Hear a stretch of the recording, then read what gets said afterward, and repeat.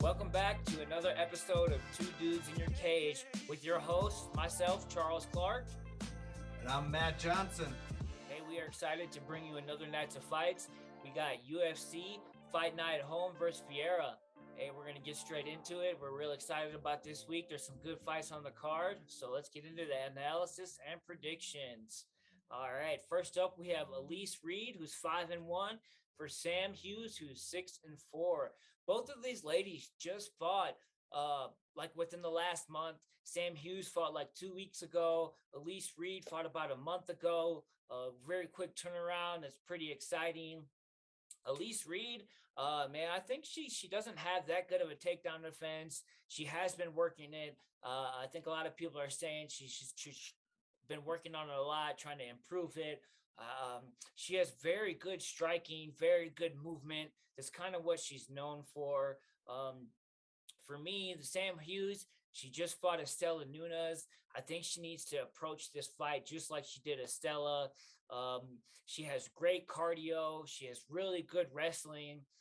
She does tend to start a little bit slow, so that is kind of worrisome because she doesn't come out the gate super hard, and you never know what can happen when she's a little slow like that. I think she kind of has poor striking defense, which is a little bit of a worry against Elise Reed. Same worry against her with Estela Nunes as well. I think she needs to get this fight to the ground, as she's a great grappler. Elise Reed, like I said, she's been working at takedown defense, but she's more known for her striking. I think she needs to keep this fight on her feet. I really liked how Sam Hughes fought last time. So I think that's why I'm gonna go with her. Just going off that last fight, even though there's some worry there. I think Sam Hughes is the pick for me. Matt, what do you think? So I was looking at this one. Now Sam Hughes is 1-3 in the UFC. So she was 0-3, won her last one. Her back is still against the cage. Yeah. Elise Reed, 1-1. So she has a little bit of leeway. But I really think, like you said, the takedown defense is going to be the deciding factor. Absolutely. We know that Sam Hughes, she can do takedowns. She is more of a stand-up fighter, but I think she's got to mix it up and get a victory, or she's going to not be a UFC fighter for long. So I'm going with Sam Hughes. Good old Sam Page. Yeah. I definitely think she's close to the chopping block, and that may give her some extra drive for sure. So hopefully she'll come out strong at the gate. Yeah, speaking of strong, this next fight, I like this one. We got Chase Hooper versus Felipe Corral. Felipe. That's a tough last name. Both jiu-jitsu. Chase Hooper, good stand-up, great grappling. He got the contract with Dana White's Contender Series. I want to say he's 23 years old now, young prospect. Pretty young. But he's always exciting. He has unorthodox takedowns. He fell in love with his striking against Bruce Leroy, and that did not work out for him. His last fight, he went back down to the ground, mixed in his grappling, and I think he's going to do that again, and I think he's going to get the victory over Felipe. Nice. Yeah, Chase Hooper, oh man, he's known for that Eminari role. He just kind of does it crazy spots. He just rolls and tries to grab your leg out of nowhere. In my mind, he does have a little bit of a poor striking defense, and I think that's because he doesn't move that well on his feet. But he has been training with Wonder Boy. I did read that. So, Wonder Boy is like a karate dude who moves super excellent. So there could be some changes there. He's a really big, tall, lanky guy. So I think he cuts a lot of weight. So I'd like to see how he looks at the weigh-ins. I think that could make a difference. Felipe Colares, he's actually moving up in weight. So he's going to be a smaller guy against Chase Hooper, but I think he is a great striker with good speed. The issue I have with Chase Hooper is he's a little bit one dimensional to me. I think he got signed a little bit too early to the UFC. You know, he's a young dude. I think he could have developed more on the regional circuit some, and that really would have done well for him. You know, he's kind of been beaten up a lot in his last couple of fights, taking a lot of damage, and being super young. You know, I kind of don't like that, and wish he would have had more time to develop properly. Um, I think Felipe has had some ground issues in the past, even though he is a BJJ black belt. He's been held down by some guys, by some better wrestlers. He's been submitted a few times. I think he is quite durable. I do see Chase Hooper being a better grappler. I just don't like how Chase Hooper performed in his last fight, where he just was rolling out of nowhere and he wasn't setting it up with his strikes. And it makes me a little bit cautious to pick him. So for that reason, I'm going to pick Felipe. That's interesting. Chase Hooper has been working with his dad, Ben Askren, as well. So Nice. I didn't know that. yeah. So it's got and Askren one dimensional as well. Yeah. But you mix in Wonder Boy striking, Askren's wrestling, and at his age, he learns quicker than us older gentlemen. So this one will be a good one to watch. I think if he can make improvements and make make his game more of a variety, and not just shoot for the rolls and just go for the grappling and mixing and striking, he does stand a chance for sure. So I would look out for that. And he's got a 5-inch reach advantage. Yeah, he does have reach on him too. So you never know. Right. Man, next up we got Jonathon Martinez, 15-4 versus Vince Morales versus who's 11-5. Man, Jonathon Martinez, man, he's a good striker. I think this is going to be primarily a striking match between these two guys, as they both like to strike a lot. I think man, he's got a great left kick, Jonathon Martinez. It's super fast. Kind of comes out of nowhere. Plus, he's got good boxing. He's got good cardio. He kind of has lower takedown defense, but he is a decent grappler. He kind of doesn't. He punches and he doesn't kind of recoil his hands fast a lot, where he brings him back. So that's kind of a worry, and he had a little bit of a chin issue, not super bad in the past. So by the way he brings his hand back with the chin issue, it does worry me a little bit. I'm also interested to see how he looks on the scales as well, to see if he's going to make weight, to see how he looks, because that can make a big difference. Vince Morales, he's got super speed, he's got great KO power. I mean, he's a good boxer. That's why I think this is going to be primarily a striking match. But I think Jonathon Martinez is a Muay Thai guy versus a boxer. I just think he has more variety with this Muay Thai than with Vince Morales does with his boxing, and that's the reason why I'm going to pick Jonathon Martinez. What about you, Matt? It's a good pick. I too am picking Martinez. Nice. He's going to be the bigger fighter because I believe Morales has been fighting bantamweight, so he's coming up. Both strikers, but Martinez has a little edge on his takedown accuracy. He's about 38%, where Morales is about 25. Super low, both of them. I don't think they're going to go to the ground. Yeah. But I think if Martinez needs to, he has a better chance than if Morales needed to clear the cobwebs. So I think it's going to be a barn burner. They're going to throw some hands, but Martinez is going to get his hand raised. Nice. Next one, we have Omar, man, I get all the hard names. We got Omar Morales against Uros. I know it's not Medic. I believe it's Medic. Okay. Medic, yep. So this one, Medic is only 7-1 in his career, but he's also a little bit younger. He's at a reach disadvantage, but he's got some power in his hands.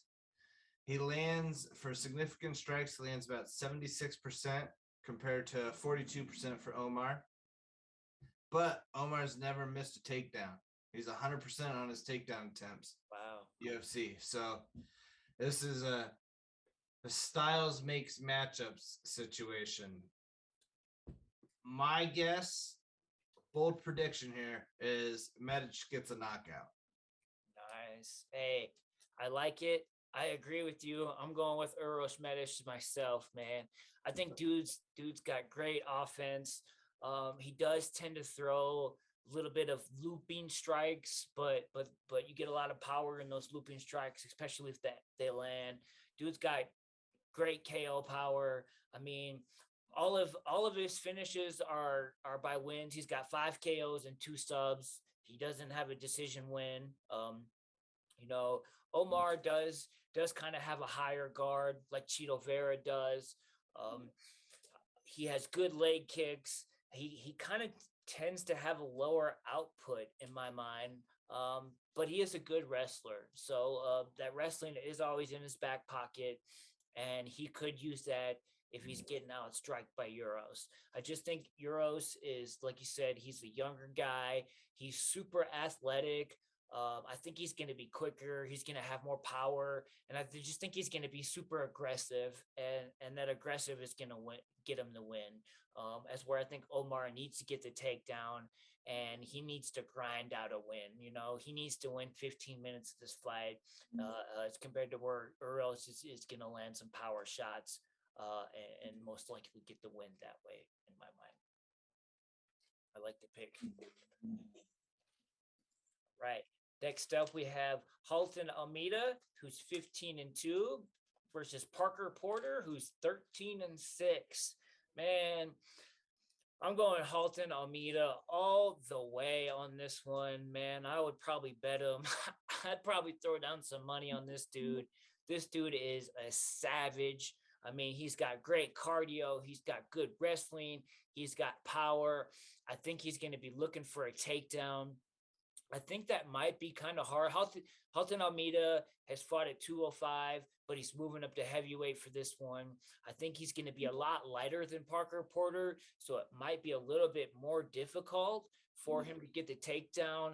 But I think he's got really good front kicks that he uses really well. He's going to get the takedown. He's going to go for ground and pound, and he's going to probably finish Parker Porter. Parker Porter is on a 3-fight win streak. He's going to be a lot bigger. He does have decent boxing.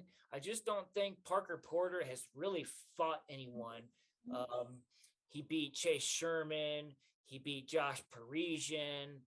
They're just not really high-level guys in the UFC. And he lost to Chris Dawkins, who's a ranked guy. And most of Parker Porter's wins are by decision.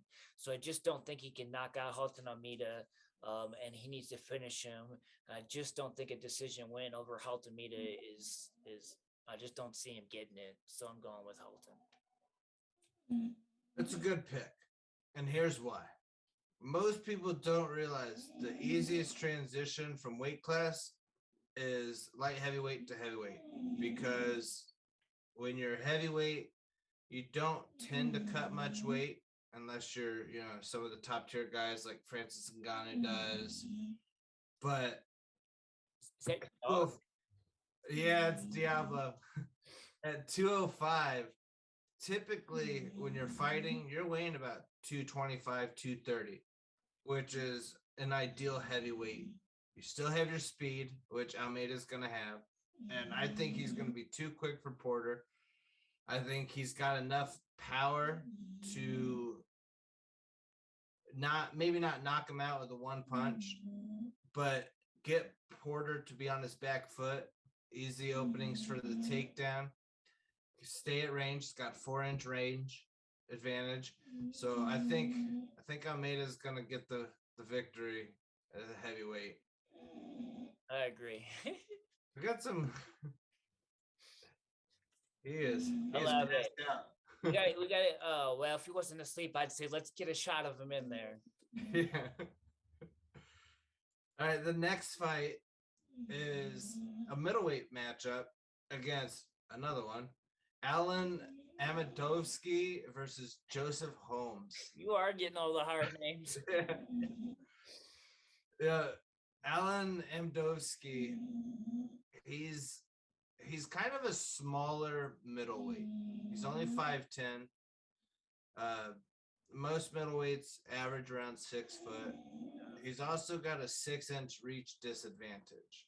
I think Joseph Holmes is gonna, is about 50% on his striking accuracy for significant strikes.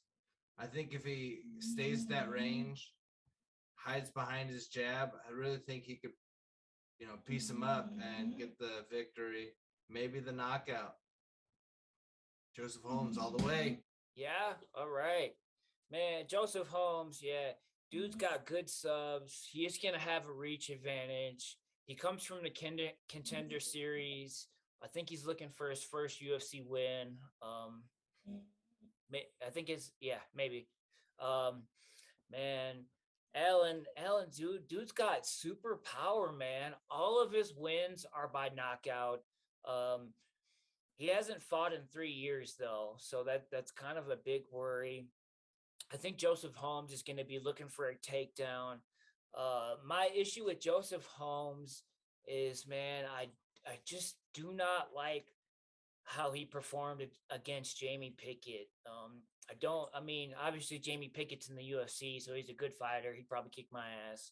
I just don't think Jamie Pickett's all that high level, and the way he performed against him, I have a hard time picking him. And I think Alen's going to get another knockout, man. I just think he's going to be too powerful. I think if the fight goes to the ground and Joseph can keep him on the ground and negate that power standing up, he'll probably eke out a decision win. I just think his power, Alen's power, is going to be too much. So I'm going to pick Joseph, man. Hey, so Matt and I, we're both professional developers, software engineers. We went to school. We've gotten very lucky in our careers. Becoming a programmer has changed my life. It's opened up a new way of living for me. Going to college is tough. It's not for everyone, especially if you have a family, especially if you're a little bit older. Trying to work full time and going to school can be quite difficult. But, I definitely encourage anybody who's good with computers and interested in programming to get into it. Are you ready to start your new career in coding? If you are, visit Treehouse. Treehouse is an online coding boot camp. It got you. You want to do a course? You're not just reading. You're not just watching a YouTube video. You're getting hands-on work and hands-on experience. You want to choose to build a portfolio? Go to Team Treehouse. You want to create a network? Team Treehouse. And if you want to land your dream job like Charles and I did, visit Team Treehouse Online Coding Bootcamp. Now you're probably wondering, where do we go? Charles, where do we go? Hey, check the link below. We're going to give you all the information you need. Great stuff. Hey, all right. We're going to move on to the main card. We got Eryk Anders, who's 14-6, versus Park Young-Yeon, who's 13-5. Man, Eryk Anders, man, he moves really well. I think he's a good grappler. He doesn't kind of use it as much as he should. He's super athletic. Plus, he's been training at Fight Ready Gym with Henry Cejudo. Man, I think Park kind of winds up his shots a little bit. He tries to look for too much power with those big winding up shots. He is a decent wrestler. He's got really good pressure. The issue I see with Eryk Anders is he doesn't throw a whole lot of combos. He kind of throws a shot, and he resets. He should throw a shot, he should throw a combo, and keep moving forward. Instead, he kind of shoots, hits a shot, and then he'll just kind of move back and go back to the center of the cage when he should keep pressing. I think Park has really good leg kicks. The key for him is if he's going to get a takedown or not. Eryk Anders likes to hold guys against the fence. I think he's going to be bigger and he's going to be stronger. That could pose a problem if he does get you up against the fence and hold you there and doesn't allow Park to get the takedown. I think Park's wrestling is going to be too much. I think eventually he will get a takedown. I think Eryk Anders, in the first round, he'll be explosive enough to get back on his feet. But I think if he keeps getting taken down by Park, he's going to get held down and stay there, and Park's going to win a decision victory. Bold move. I like what you're saying. However, I think with the mixture of working with Cejudo, I'm not an Alabama Roll Tide fan, but Anders is Roll Tide. He's a striker, so he will have to stand up, but he has a weakness, and that weakness is leg kicks. Khalil Roundtree tore up his leg in his fight. I mean, he still managed to, fight deep into the fight, but I just think Park is going to stay away from the ground, and he's going to try to show off his striking skills, especially his last fight. He got knocked out.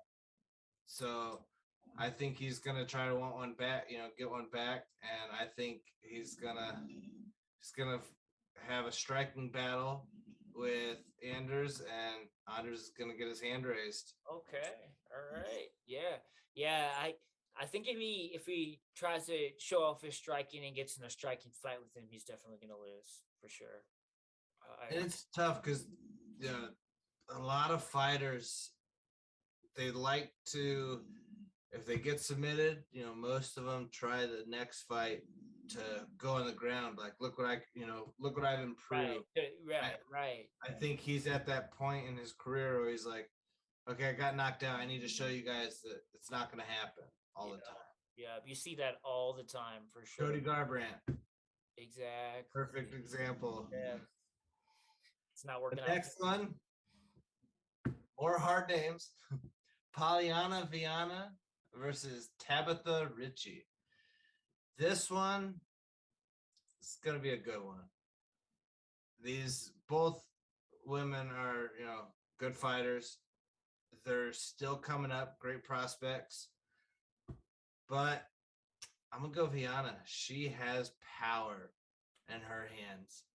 And I think she's going to 6-inch reach advantage. Can't go wrong. She's going to stay on the outside, use her angles, and use her boxing. And she's going to point out a good decision. Nice. Man, dude, I honestly, I haven't picked one till now. I've been having a hard time, and I couldn't decide who I want to pick in this one. Because I was wanting to do Polyana, but so many people on Tap Out, Tabatha is favored. So I like that you picked Polyana. I'm gonna go with her. She's got a reach advantage. She's just a little bit of a weird striker. She's kind of slow and stiff. She is improving. She is really good on the mat though. Tabatha Ricci, she just kind of blitzes forward to try and get a takedown. She's not that great of a striker. She keeps her head down when she strikes and tries to close the distance, which is really weird to me. And she's technical on the ground for sure. I think this might be more of a grappling match though. I think Polyana has good kicks, that she needs to use those. She also has a really good armbar. Armbar is my favorite sub. She's got 8 subs, 4 KOs. All of her wins are by finish. A lot of people think Tabatha's gonna win, but yeah, I think I'm calling the upset with you, man. I think Polyana's gonna get this one, man. I do. I just see something in her where I think she's gonna win. So awesome. I'm glad you said. Yeah, I just pulled her stats up. Her Viana's last two fights ended in submission, and previous to that, she lost by submission. So I think she's gonna try to take her to the ground. Yeah, she Ground lost heavy. she lost like three in a row too. So yeah, Yeah. and now she's got two subs in a row. So I think that's why I think it's going to turn into a grappling match because I just don't think Tabatha is that great of a striker either. So they're going to be utilizing their grappling more. Nice. I'm glad you picked her too. So it made me my decision final with picking her. All right. Next up in the featured fight, we have Chidi Njokuani, who's 21-7, versus Dusko Todorovic, who's 11-2. Man, Chidi, man, dude. Where do I start? Let's see. He's got speed. He's got power. Dude was a Bellator fighter. He had a really good run in Bellator. He performed really well. That's why he's in the UFC now. He's a BJJ black belt. He's a Taekwondo black belt. He's a really good kickboxer in my mind. Dusko, he does have really good boxing. He tends to keep himself upright. And by doing so, that kind of leaves him open by how he stands so straight up and not more of in a defensive position. So I think because of how he leaves himself open, he's going to get caught with a good clean shot by Chidi and get knocked out probably. Dusko does have good speed too. I mean, he's a good wrestler. I just think he needs to get a takedown. I think the issue with Dusko is like he needs to get you up against the fence to get that takedown, and I don't think he's going to be able to do that against Chidi, and that's why I'm picking Chidi to win. I agree with you. Dusko, his takedowns all come from the clinch. His accuracy is 9.5% on his takedown attempts. But I think Chidi is going to be too fast. He's more of a technical striker. He's his last three wins are all by KO. And he's on a 3-fight win streak, 1 in LFA, 2 in the UFC. Dusko's, he's got his past 1, 2, 3, 4, 5 fights. Both of his wins were by KO, 1 by decision, lost by decision, lost by KO. I think they're gonna stand up. They're both strikers, and I think it's not going 15 minutes, but Chidi's getting that victory. Yeah, I agree. The next fight is gonna be an interesting one. The co-main event. Yeah, the co-main event: Santiago Ponzinibbo versus Michel Pereira. I like Pereira, but he gets gassed. He's a flashy fighter. Yeah. I'll never forget his UFC debut when he used all of his energy on the walkout. Doing backflips and shit. Yeah, and the minute within the first round, he was gassed. Everybody remembers that. Everybody. But after that, he gets conservative, but he seems to know when to get on the throttle and when to get off. So that's a good sign. Santiago is a power striker. He's a good fighter.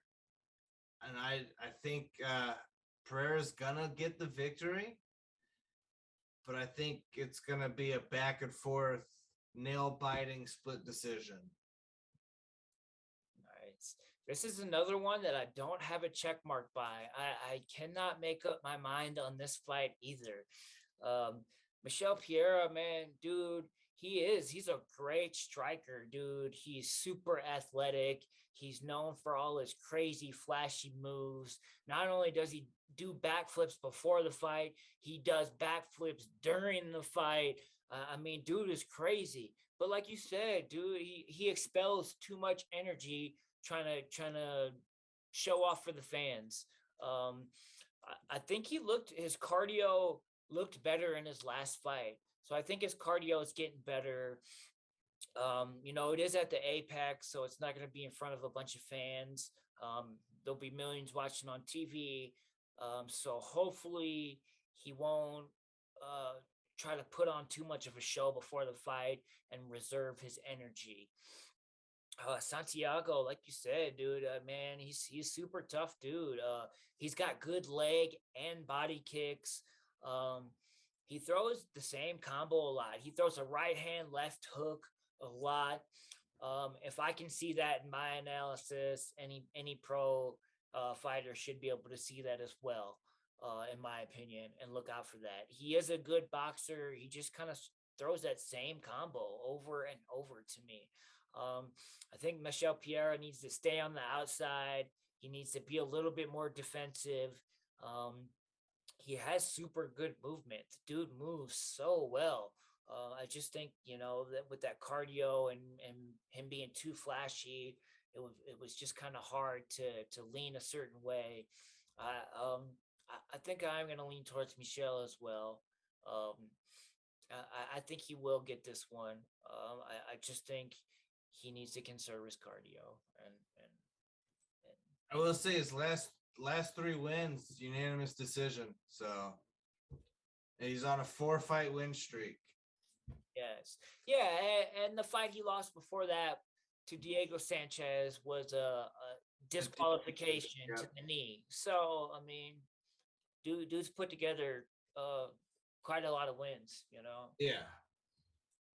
I thought he was gonna get cut after he got gassed in minute one. I was like, oh, Uncle Dana's not happy. No, yeah. So yeah, maybe they told him, hey man, you got to chill out with all that stuff. Worry more about winning the fight than being super flashy and fancy. So Yeah. and I definitely saw that in his last fight. So I think he's kind of figured that out. So all right, we're on to the main event. Holly Holm, the preacher's daughter, 14-5, versus Ketlen Vieira, who's 12-2. Man, Holly Holm is the former bantamweight champion. She has been out for a year and a half, and that's due to some injuries. So that does worry me a lot. Holly Holm, she's a former boxer. She's a former kickboxer. She moved into MMA. I think she has really good takedown defense. She has really good footwork. That probably comes from her boxing and kickboxing career. She moves really well. She's a great striker. Plus mixed in with a great takedown defense. I think Ketlen Vieira, she's probably one of the best grapplers in the division. She was some kind of Brazilian wrestling champion. Her striking is a little bit predictable in my mind, but she's super dangerous on the mat. She beat Misha Tate recently in her comeback fight, I think, something like that. I think this is kind of a striker versus grappler match. Holly Holmes is going to keep a standing, looked out striker, and Caitlin's going to try and get the fight to the ground. I don't think she's going to be able to because Holly Holmes' takedown defense is really good to me. Holly Holmes is 40 now, and Ketlen is 30. So there is a 10-year difference. That could cause some issues along the age difference, along with the layoff due to injuries.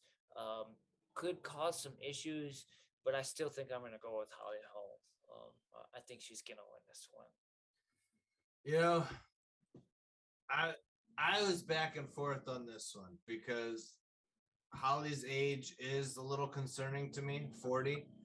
But then you look at Glover Teixeira, Right. Ron Blachowicz, One thing I noticed, Ketlen Vieira, is her head always stays on that center line when she strikes.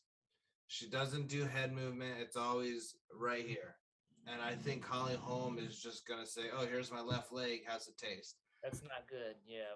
Yeah, and she's good at grappling, Vieira, but Holly Holm is a great gym, Jackson Wink. So wrestling isn't, defensive wrestling's not going to be an issue.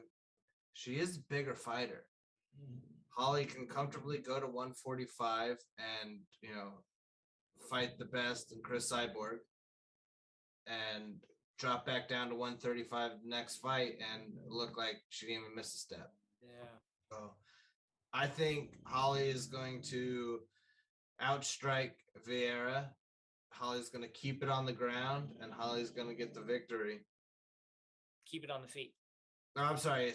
Keep it off of the ground. Keep it off the ground. Yeah. Yes. Stay on the feet and get the victory. I think her striking is just going to be too good.